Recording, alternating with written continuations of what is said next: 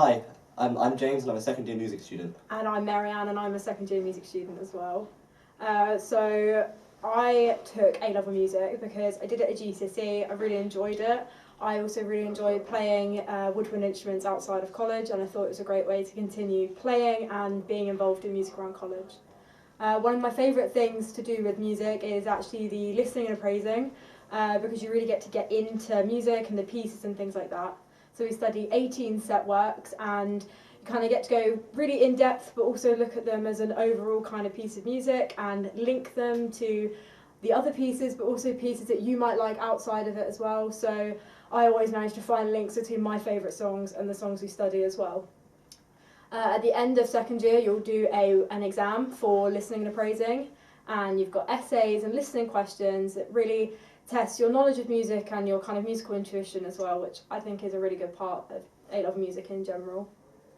Yeah, throughout GCSE as well, I've been much more focused and interested in the composition elements because you can really just do your own thing with it at A-level. At GCSE, you might have found it to be quite restrictive, but as soon as you get to A-level, it really does open up, and you can, especially in the second year, works because you get an option to choose either a set brief from the exam board to do for your final composition, or you can do whatever you want, but you have to set your own rules. So it isn't a marking based on composition traditions that you're used to, but it's based on what you want to do yourself. So you're marked within those boundaries that you set. When I first heard about the course, I found that really interesting and intuitive. Also, during first and second year, you'll be studying Bach chorales.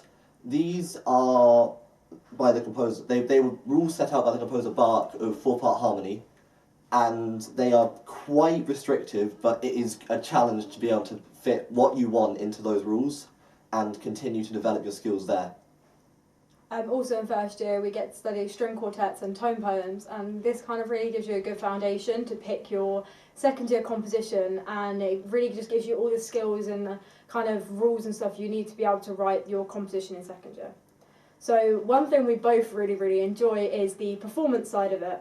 So your performance is, again, 30% of the course, with composition being the other 30 and the exam being 40. So in your performance, you'll do a performance piece of your choice, and it's all about you performing your best and really doing what you do best.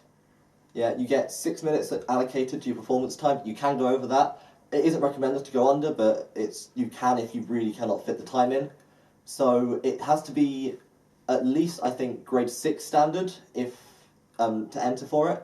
But it is recommended that you do grade 8 because you get extra marks based on how high your grade is up to the boundary of grade 8. So, for example, you wouldn't get more marks if you did a diploma piece over if you did grade 8, but it is just a good way to challenge yourself and really push yourself to be the best musician that you can be. And it's also all about picking a piece that really shows off how you can play the best. So, for example, if I was picking a piece, I'd pick something that could really allow me to be really expressive and do the full range of the saxophone and really enjoy what I was playing. Whereas James might pick something that's quite technical and can really show off the skills he has on the piano rather than necessarily the expression that he has on the piano. So I think that kind of sums up what we really enjoy about A-level music, and I hope you pick it because I really enjoy it and it makes my time at college so much more fun when I take it. And yeah. Yeah.